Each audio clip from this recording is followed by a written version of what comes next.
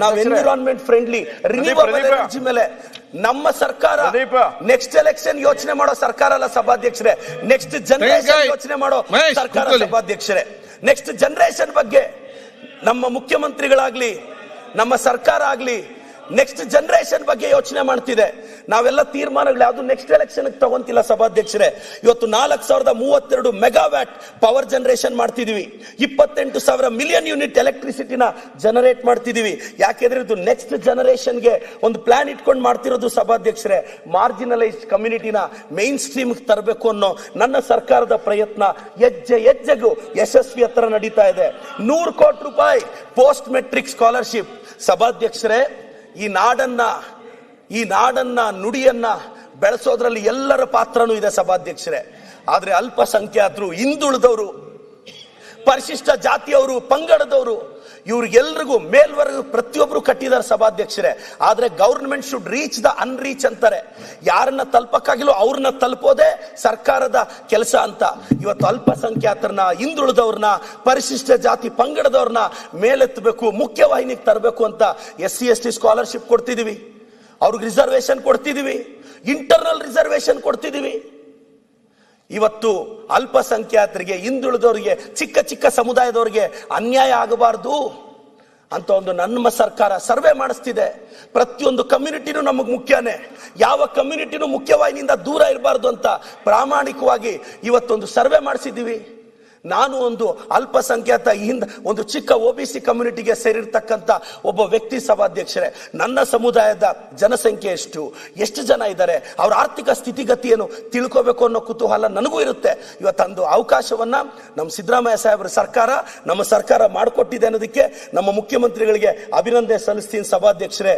ಇವತ್ತು 423 ಇನ್ಸ್ಟಿಟ್ಯೂಷನ್ಸ್, ಅದರಲ್ಲಿ 119 ಮಹರ್ಷಿ Valmiki scheduled tribe hostels ನ ಕಟ್ಟಿದೀವಿ. ಅಂದ್ರೆ ಇದು ST ಸಮುದಾಯದವರ ಬಗ್ಗೆ ನಮ್ಮ ಸರ್ಕಾರಕ್ಕಿರೋ ಕಾಳಜಿ ಸಭಾಧ್ಯಕ್ಷರೇ.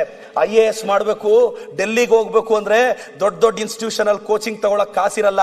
ವಿಜಯನಗರ್ಗೋ ಚಂದ್ರಲೆ ಒಟ್ಟಿಗೋ ಬಂದ್ರೆ ಫೀಸ್ ಕಟ್ಟಕ್ ಕಾಸಿರಲ್ಲ. ಆದ್ರೆ ಬಡವನ ಹುಡುಗ UPSC ಟಾಪರ್ ಆಗ್ಬೇಕು, KPSC ಟಾಪರ್ ಆಗ್ಬೇಕು, ಅಪ್ಪಿ ಅವನು ಏಜ್ ರಿಲೇಟೆಡ್ ಅಕಸ್ಮಾತ್ ಏನೋ ಏಜ್ ಬಾರ್ ಆಗೋಗಿರುತ್ತೆ ಅಂತ ಇತ್ತೀಚಿನ ದಿನಗಳಲ್ಲಿ 5 years ರಿಲ್ಯಾಕ್ಸೇಷನ್ ಕೊಡ್ತು.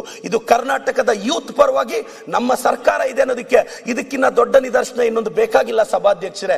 ನಮ್ಮ ಸರ್ಕಾರಕ್ಕೆ, ಮುಖ್ಯಮಂತ್ರಿಗಳಿಗೆ ನಾನು ಅಭಿನಂದಿಸೋದಕ್ಕೆ ಮಾಡ್ತೀನಿ.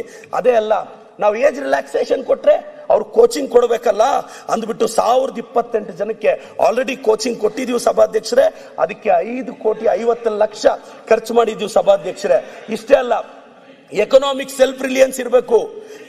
ಟೋಟಲ್ ಸ್ಟೇಟ್ ಅಲ್ಲಿ ಬಹಳಷ್ಟು ಹಾಸ್ಟೆಲ್ಸ್ ನ ಕಟ್ಟಬೇಕು ಅಂತ 502 ಹೊಸ ಹಾಸ್ಟೆಲ್ಸ್, ರೆಸಿಡೆನ್ಷಿಯಲ್ ಸ್ಕೂಲ್ಸ್ ನ ಕಟ್ಟಿ ಅಂತ ನಮ್ಮ ಮುಖ್ಯಮಂತ್ರಿಗಳು ಇವತ್ತು ಸರ್ಕಾರಕ್ಕೆ ಒಂದು ಕನ್ಸರ್ನ್ ಮಿನಿಸ್ಟ್ರಿಗೆ ಡೈರೆಕ್ಷನ್ ಕೊಟ್ಟಿದ್ದಾರೆ. ಅಷ್ಟೇ ಅಲ್ಲ, 100 Maulana Azad English medium schools upgrade ಆಗ್ತಿದೆ LKG ಇಂದ PUCಗೆ. ಮತ್ತೆ ಕರ್ನಾಟಕ ಪಬ್ಲಿಕ್ ಸ್ಕೂಲ್ ಸಭಾಧ್ಯಕ್ಷರೇ, ಸರ್ಕಾರಿ ಶಾಲೆ ಮಗು ತಮ್ಮ ಗಮನ ಕೇಳಕ್ ತರ್ತೀನಿ.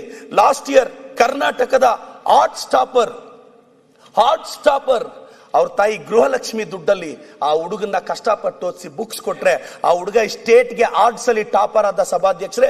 ಇದು ಗೃಹಲಕ್ಷ್ಮಿಯ ತಾಕತ್ತು, ಪ್ರತಿ ಗೃಹಿಣಿಯರ ತಾಕತ್ತು. ನಾನು ಪ್ರತಿ ಕರ್ನಾಟಕದ ಪ್ರತಿ ಹೆಣ್ಣು ಮಗಳನ್ನ ಒಂದು ರಿಕ್ವೆಸ್ಟ್ ಮಾಡಕ್ ಬಯಸ್ತೇನೆ. ತಾಯಿ, ತಿಂಗಳಿಗೆ 2,500 ನಮ್ಮ ಸರ್ಕಾರ ಕೊಡ್ತಿದೆ. 5 ವರ್ಷ ತಿಂಗಳಿಗೆ 2,500, ಬಸ್ಸಲ್ಲಿ ಹೋದ್ರೆ ಫ್ರೀ, ಗೃಹ ಜ್ಯೋತಿ ಫ್ರೀ. ಕರ್ನಾಟಕದ ಪ್ರತಿ ಗೃಹಿಣಿಯ ಆಶೀರ್ವಾದ ನಮ್ಮ ಸರ್ಕಾರದ ಮೇಲೆ ಇರುತ್ತೆ ಅಂತ ಆ ಭಾವನೆಯಲ್ಲಿ ಖಂಡಿತವಾಗೂ ಇದೀನಿ ಸಭಾಧ್ಯಕ್ಷರೇ. ಅಷ್ಟೇ ಅಲ್ಲ, ಕನೆಕ್ಟಿವಿಟಿ ಇರಬೇಕು. ಕನೆಕ್ಟಿವಿಟಿ ಇಲ್ಲದೆ ಇದ್ರೆ ಯಾವ ಸಿಟಿನೂ ಡೆವಲಪ್ ಆಗಲ್ಲ ಅನ್ನೋದು ನಮ್ಮ ಸರ್ಕಾರದ ಉದ್ದೇಶ. ಅದಕ್ಕೆ ಬಹಳಷ್ಟು ದುಡ್ಡನ್ನ ಇದು ಮಾಡ್ತಿದೆ. ಟೂರಿಸಂ ತಮಗೆಲ್ಲ ಗೊತ್ತಿರ್ಬೇಕು ಸಭಾಧ್ಯಕ್ಷರೇ. ಮಹಾತ್ಮ ಗಾಂಧಿ ಅವರು ಇಂಡಿಯಾಗೆ ವಾಪಸ್ ಬಂದಾಗ ನಾವು ಅದನ್ನ ಇವತ್ತು ಪ್ರವಾಸಿ ಭಾರತೀಯ ದಿವಸ ಅಂತ ಸೆಲೆಬ್ರೇಟ್ ಮಾಡ್ತೀವಿ.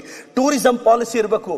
ಟೂರಿಸಂ ಇದ್ರೆ ರೆವಿನ್ಯೂ ಜನರೇಟ್ ಆಗುತ್ತೆ. ಇವತ್ತು ನನ್ನ ಕ್ಷೇತ್ರದಲ್ಲಿ ನಂದಿ ಹಿಲ್ಸ್ ಇದೆ, ನನ್ನ ಕ್ಷೇತ್ರದಲ್ಲಿ ಮುದ್ದೇನಹಳ್ಳಿ ಇದೆ, ಇವತ್ತು ನನ್ನ ಕ್ಷೇತ್ರದಲ್ಲಿ ದೊಡ್ಡ ದೊಡ್ಡ ಆರ್ಗನೈಸೇಷನ್ಸ್ ಇದೆ. ಇವತ್ತು ಟೂರಿಸಂ ಬಂದಾಗ ಸ್ಥಳೀಯವಾಗಿ ಎಷ್ಟು ಅನುಕೂಲ ಆಗುತ್ತೆ ಅಂತ ಅದ್ರ ಬಗ್ಗೆ ನನಗೆ ಗೊತ್ತು ಸಭಾಧ್ಯಕ್ಷರೇ. ಇವತ್ತು ಅಂತ ಟೂರಿಸಂ ಪಾಲಿಸಿನ 24 ಇಂದ 29ಗೆ ನಮ್ಮ ಸರ್ಕಾರ ತಂದಿದ್ದೀವಿ. ಕರ್ನಾಟಕ ಜ್ಞಾನ ಭಂಡಾರ ಮನುಸ್ಕ್ರಿಪ್ಟ್ಸ್ ಅಂಡ್ ಡಿಜಿಟಲೈಸೇಷನ್ ಬಿಲ್ 2025 ತಂದಿದ್ದೀವಿ. ಇನ್ನೊಂದು ಸಭಾಧ್ಯಕ್ಷರೇ, ಒಂದಲ್ಲ ಎರಡಲ್ಲ, ಇವತ್ತು KPS ಸ್ಕೂಲ್ನ ವಿದ್ಯಾರ್ಥಿಗಳನ್ನ, ಕನ್ನಡ ಮೀಡಿಯಂ ಸ್ಕೂಲ್ಸ್ನ ನನ್ನ ಸರ್ಕಾರದ ಎಫಿಷಿಯನ್ಸಿಗೆ 2 ವರ್ಷಗಳ ಹಿಂದೆ ಕರ್ನಾಟಕ ಸ್ಟೇಟ್ SSLC ಟಾಪರ್, ಒಂದು ಗವರ್ನಮೆಂಟ್ ಸ್ಕೂಲ್ ಹೆಣ್ಣು ಮಗು ಅಂತ ಹೇಳೋದಿಕ್ಕೆ ನನಗೆ ಗೌರವ ಇದೆ ಸಭಾಧ್ಯಕ್ಷರೇ. ಅಷ್ಟೇ ಅಲ್ಲ, ಇವತ್ತು ಬಹಳಷ್ಟು ವಿಚಾರಗಳಲ್ಲಿ ನನ್ನ ಸರ್ಕಾರ ಅಭಿವೃದ್ಧಿಯಲ್ಲಿ ನಿಂತಿದೆ. ನಿರ್ಭೀತ, ನಿಷ್ಪಕ್ಷಪಾತ, ವಿಶ್ವಾಸಾರ್ಹ ಸುದ್ದಿಗಳಿಗೆ ಮತ್ತೊಂದು ಹೆಸರಾಗಿರುವಂತ ನ್ಯೂಸ್ 18 ಕನ್ನಡ ಈಗ ಆಪ್ನಲ್ಲೂ ಲಭ್ಯವಿದೆ. ದಯವಿಟ್ಟು ಇಲ್ಲಿರುವಂತ QR ಕೋಡ್ ಸ್ಕ್ಯಾನ್ ಮಾಡಿಕೊಂಡು ಆಪ್ ಡೌನ್ಲೋಡ್ ಮಾಡೋದಕ್ಕೆ ಮರಿಬೇಡಿ. ನಿಮ್ಮ ಬೆಂಬಲ ಹೀಗೆ ಸದಾ ನಮ್ಮೊಂದಿಗಿರಲಿ. ಧನ್ಯವಾದ.